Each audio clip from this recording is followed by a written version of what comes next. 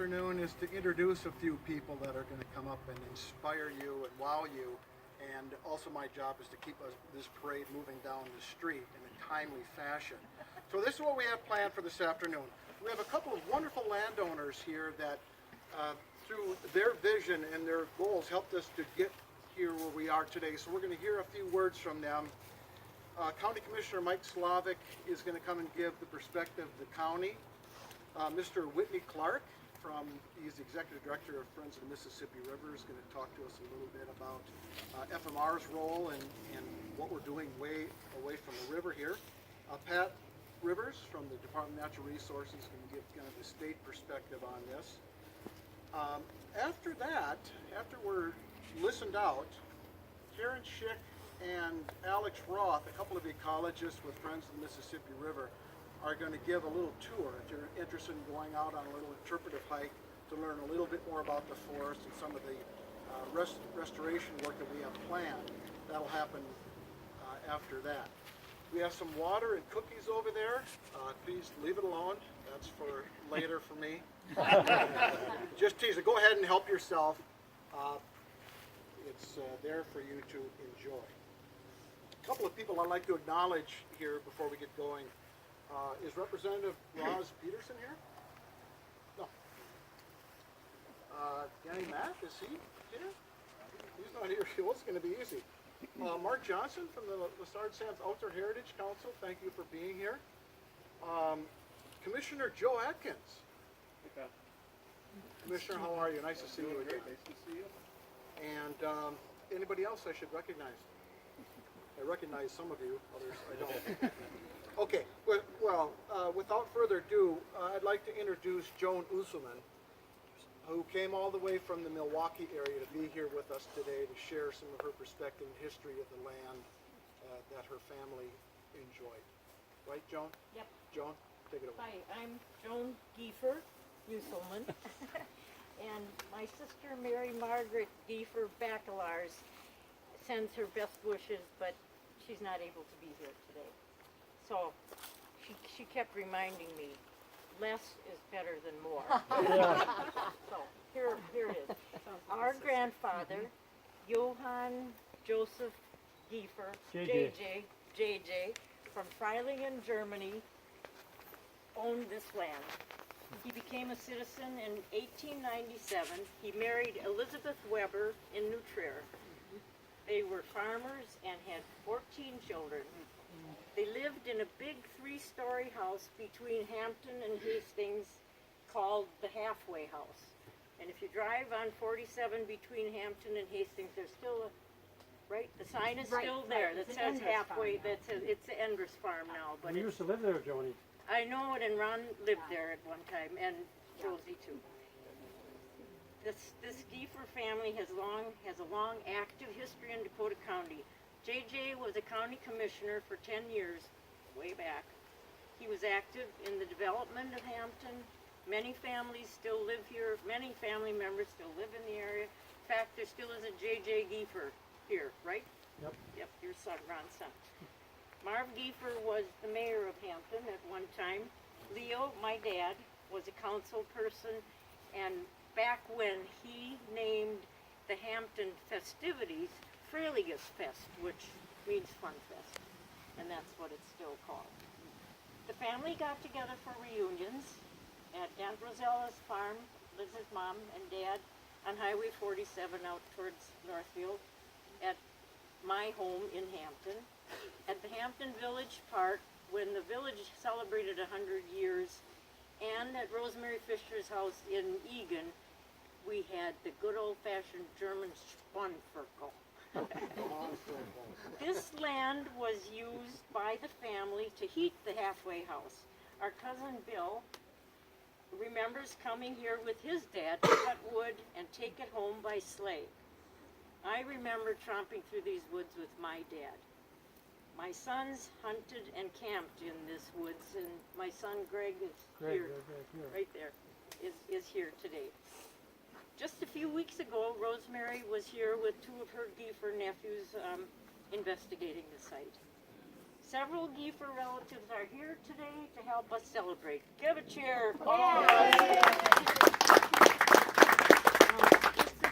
privilege to have the Giefer part of this beautiful woodland preserved in memory of our parents, grandparents, and great-grandparents.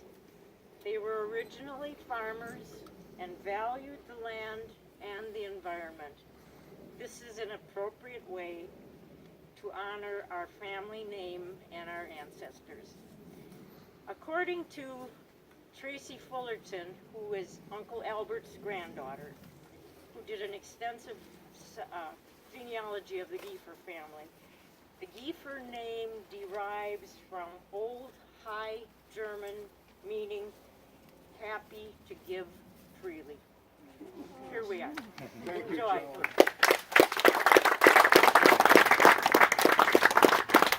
Thank you so much to you and your family for being here and helping to make this happen. I'm thrilled that so many of us could be here. Yeah. Another landowner that has joined us today, Tim Kuntz, owned a good chunk of this land, he and his family, and we welcome you here today, Tim. Thanks, man. Hello, all.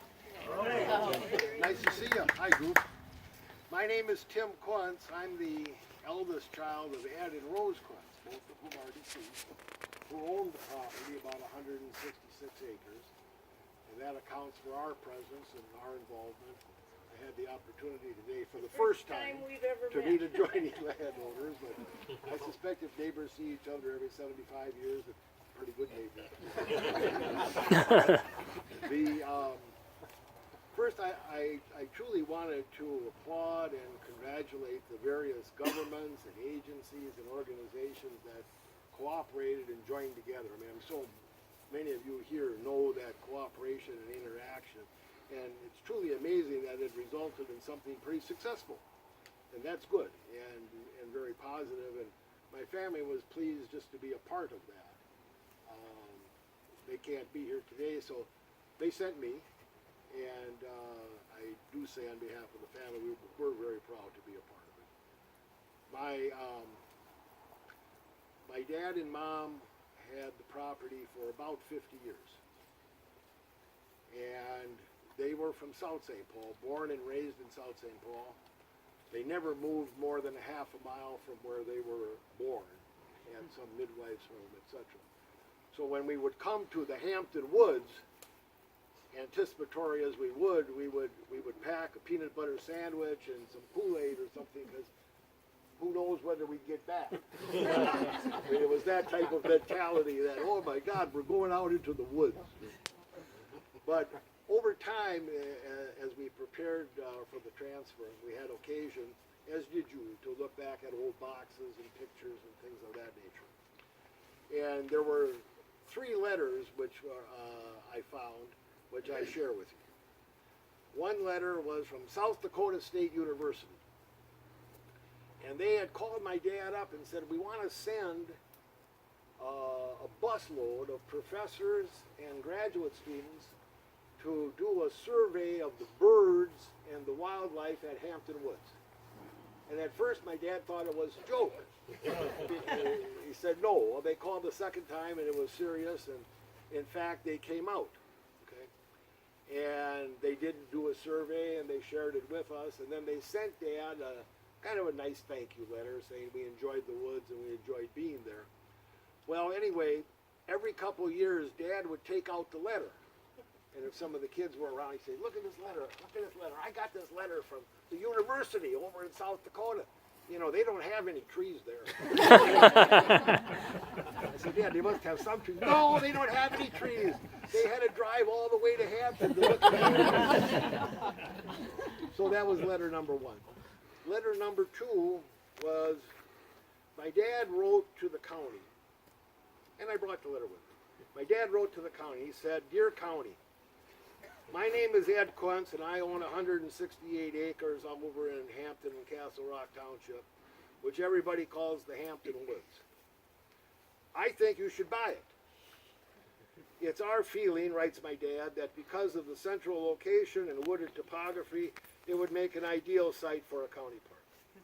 It's the only large forested area in the center of the county. Because of its central location, this park area would be more convenient to a greader number of people when most of the county will become urbanized. And he sent this letter at that time to the person who was the director of the Dakota County Parks. Well, anyway, and he did so just out of the blue, you know, just a spur. I'll send them a letter and see what they say. And the county was kind enough to respond right away and said, "Dear Mr. Kuntz," in the letter that he sent to the county, he said, "Here's the price." And they responded right away and said, "Mr. Kuntz, your price is a very fair price. And your land is wonderful, but at this time the county is kind of limited in its funds, and we would only have available county funds and no other agency funds, and we're unable to buy it at this time, and we're sorry." Now, those two letters were written 40 years ago, 1977. So in conclusion, let me just say, patience is a virtue. Both with the government, with the people, with the landowners. It'll all work out after a while. You just got to be patient. Tim, tell them what your dad said about somebody wanting this land.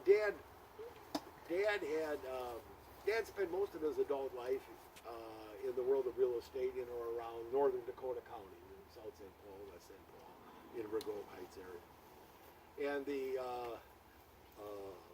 so as we would come out every so often, he would say, "You know, if you got trees, you got to sell it to somebody who really likes trees.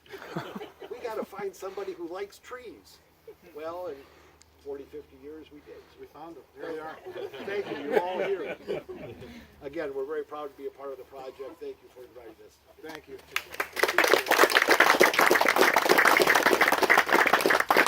Please join me in welcoming Commissioner Mike Slavic, who is standing in his district right now. Thank you, Commissioner.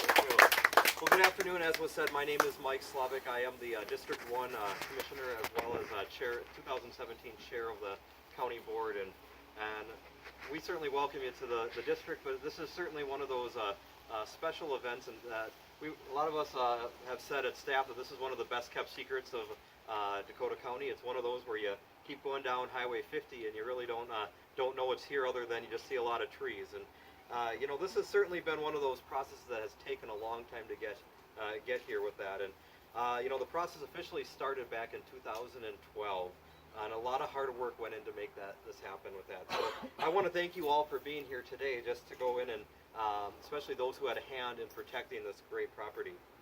The Dakota County Board of Commissioners has 5 principal goals that we like to focus on in all of our process of doing business. And one of those is to make and keep a clean and green environment. And this certainly fits one of those goals with that. To be able to go in and to protect natural resources is one of our top priorities with that. We've been fortunate that the voters in 2002 passed a bond to start with the protection of the natural resources and farmland within Dakota County. And with that, this has really been something that we've said we can't just do it with a pile of money. We actually need to collaborate with a lot of partners with that. So we're really fortunate that throughout the last 15 years now, we've been able to partner with so many people, private property owners, with the DNR, with the Friends of Mississippi River.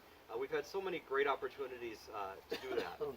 And I thought I'd just kind of go through this part in here. It's so interesting, just the fact on, as I said, this has taken a long time to get here. We heard 40 years here, but just the process for this property, once Dakota County finally had some money, we were able to go in and just wanted to walk through a little bit of what has happened specifically since 2014. So since Hampton Woods project began, Dakota County started working with the property owners, with the DNR. They surveyed, they assessed, and they cleaned up the land. In addition, we went and protected 18 acres of land in the northwestern portion of Hampton Woods through an acquisition of an agricultural conservation easement in 2014. So throughout this process, we went and checked out the number of parcels that made this so difficult. There's quite a lot of parcels. We now have a public acquisition of the largest of those parcels, but there's still a lot of parcels within the overall WMA with that. A couple things that happened in here is we've gone in and the county did a assessment of all of the property. A lot of this property was used for some solid and hazardous waste dumping, and I don't know how many people know this, but the county has worked with a couple landowners and has removed over 106 tons of waste that has been removed and properly disposed of. So that's a pretty impressive number, because this is such a great resource, but you also have to make sure that it's a clean resource. We also recently, in addition to acquiring the 191 acres through the combination of the Outdoor Heritage and county funds, we acquired a third 7-acre parcel using Outdoor Heritage funds and funds from the Friends of the Mississippi River, and we're now working with the DNR to add that into the wildlife management area. And all of this, I think, has really been one of the things. We've had a long-time partnership with the Friends of the Mississippi River, and I just wanted to talk a little bit about, because I don't think most people know, especially here, because we're not really that close to the Mississippi River, what's going on down here. Well, the Friends of the Mississippi River were actually part of that farmland and natural area plan that we developed, which we identified Hampton Woods as one of the top priorities within Dakota County. And they helped us develop that plan. They've been helped to organize the protection of properties throughout all of the county with that. And then they provided natural resource expertise, not only on this property, but on properties throughout the entire county. And as a result, they've been able to help us with the hundreds of easements we have throughout the county on farmland protection, on shoreland protection. Throughout this entire area, we've been very fortunate that we've had partnerships like the Friends of the Mississippi River.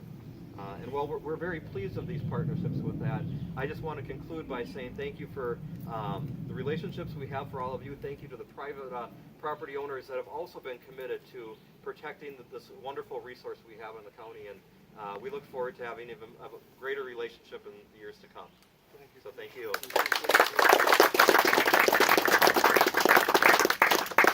You ready to go on, or you want to take a breather? Fine. Without further ado, Mr. Whitney Clark from the Friends of the Mississippi River. I think I got that. Right. That's perfect. Yeah, you probably said that a couple times. Hello, everybody. Welcome. Thank you for being here today. When I come out here, I guess today my main feeling is one of gratitude. I'm so grateful that we still have beautiful natural places like the Hampton Woods and many others in Dakota County where we can go for hunting, fishing, we can go for solitude. The world is speeding up, it seems. Have you noticed that? It's getting more stressful. I know my life is. And the natural world provides some respite from that. We all have that inside of us. We all have something that's kind of in our DNA. It's a biophilia. We love to be surrounded by nature, and you all are here for that reason. And some people have that feeling more strongly than others. But I felt that when I came here today, and I feel that very strongly. I'm also I'm grateful for the partnerships. We've said a lot about partnerships here today, and it's sort of a patting each other on the back kind of a thing. But partnerships are hard, and nothing gets done without them. It takes people raising money together. It takes the different jurisdictions to figure out how to get these things done. And Mike, thank you for your nice compliments for Friends of the Mississippi's work. Let me return the favor. Let me return the compliment. I think that Dakota County might be one of the most advanced counties in the United States with respect to open space and natural area protection and management. You have invested in it for years and years and years. I mean, the Farmland and Natural Areas process, which took 2 years, was funded by the then LCMR, where we had meetings in Marchand and Empire and Apple Valley and Mendota and Hastings, all around the county to ask people what they felt were what should be the goals. How are we going to protect our agricultural landscape? How are we going to protect our natural heritage? Remember that, Joe? With the leadership of Commissioner Harris and several other commissioners at the time, we put the referendum on the ballot, and it passed by wide margins. It was very, very successful. So the people in Dakota County said, yes, we want this. We want to set aside these special places. And they were fortunate enough to find Mr. Al Singer and Lisa West to help with the planning and the outreach and to do all the technical work. And we were just talking earlier, and I asked Al, all these protection deals, are complicated, and there's one snag after another. And I said, Al, has there ever been a project that's been smooth? And he said, no. They don't exist. They're all complicated. So you guys have been outstanding partners, but you've really been dedicated to it on the planning, on the acquisition, on the management, and I think you've got a lot to be proud of. Obviously, the partnership with the DNR, this is a WMA, and I want to thank Bob Fashingbauer, Jim Martin, and others at the DNR who worked on this project and made it happen. We think about, people have asked, well, Hampton, that's not near the Mississippi River, is it? And we take a little bit of a longer view, a broader view. Obviously, we're very close to the Vermilion River here, which is a key tributary. But all this land is in the Mississippi River watershed, and the network of green corridors and natural areas around Dakota County and on the other side, Washington County, are essential to the river. They're all connected, and that's why we're doing this work. Finally, I just want to say a little bit about what happens next. It's not enough, unfortunately, to just permanently protect a parcel like Hampton Woods, because if it's not managed for its ecological functions, ecological health, those functions will degrade. And so we have worked with a number of organizations, Pheasants Forever, Southern Dakota County Sportsman's Club, the Turkey Federation, Hastings Environmental Protectors, the Minnesota Ornithologists Union, and others, to raise money to write a natural resources management plan for the WMA. And we will be working, Karen Schick, is Karen here? Karen, our FMR ecologist, has been and will be working to implement that, working closely with the DNR to make sure that goes well. So we're just beginning that work, and hopefully that's something that we can, if you're interested, obviously you are in Hampton Woods, you can continue to pay attention as we restore some of the ecological communities here. So let me just close with one of my favorite quotes from one of my great heroes, Wendell Berry, who said, "The care of the earth is our most ancient and most worthy, and after all, our most pleasing responsibility. To cherish what remains of it and to foster its renewal is our only hope." So thank you for coming today. Thank you for being a part of this.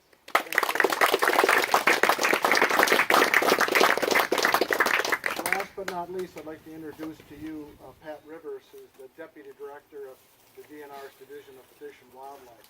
Thanks, Pat, for being here this afternoon. Thanks for having me here. Before I took my current job, I worked in land acquisition, and Rick Walsh, I sat over a lot of different parcels, and when we would look at them, the one characteristic that got us most excited was landowners that had a conservation bent to it. So thank you for wanting to leave a legacy, and that's really something special that will last longer than we are here. So on behalf of the people of Minnesota, the Minnesota DNR would like to express our gratitude to Dakota County, Friends of the Mississippi River, landowners, and all the folks who made this new land acquisition possible. Hampton Woods is an important addition to our state system of approximately 1.3 million acres of WMA lands, in addition to other public ownership. It has important ecological significance.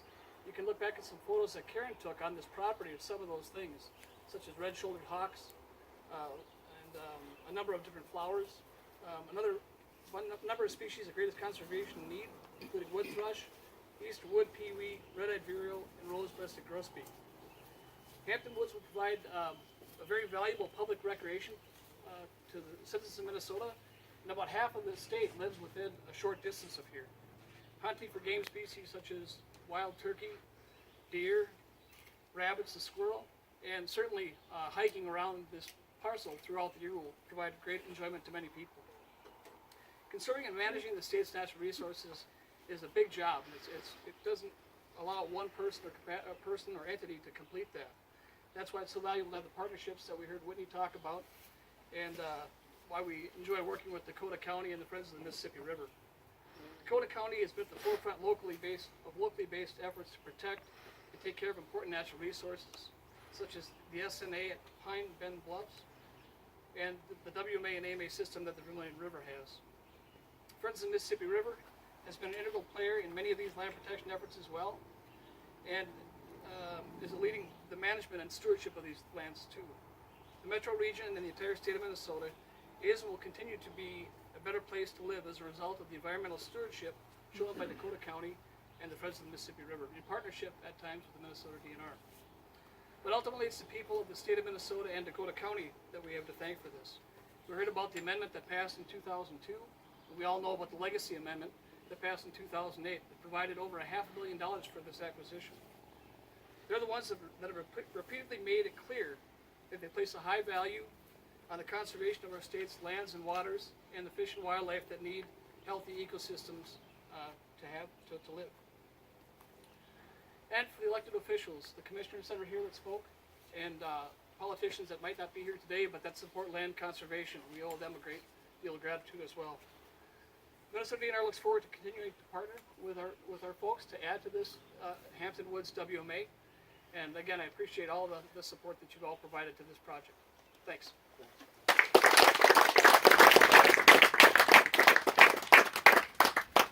Okay, I just wanted to take a moment to thank a couple of people working with Al Singer and Lisa West at Dakota County, and Bob Fashingbauer, Department of Natural Resources, and I guess I have to say this, Harlan Heemstra.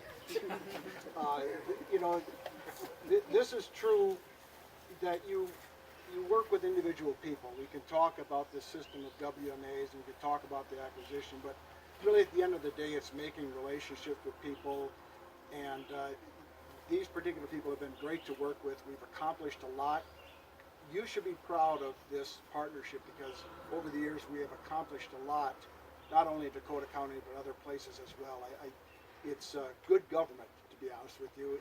These partnerships are very effective and efficient, and we're frankly get a lot done. So I want to thank those people and the landowners too.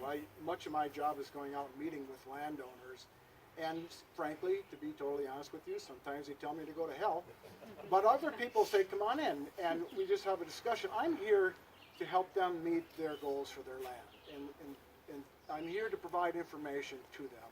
And sometimes, as Tim suggested, it may take many, many years, but having this information in front of you, you can make better decisions about the future of your land. And that's what we're here to provide.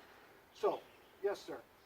Now, I have land, my wife and I have land that is very near. I have granddaughters that live on land that adjoin this, and I think it's wonderful to have the availability, but I am very concerned about, I know you've got hunters and you post, but there's a reason why you have enforcement law officers, and that's because a big share of the hunting public does not follow the rules.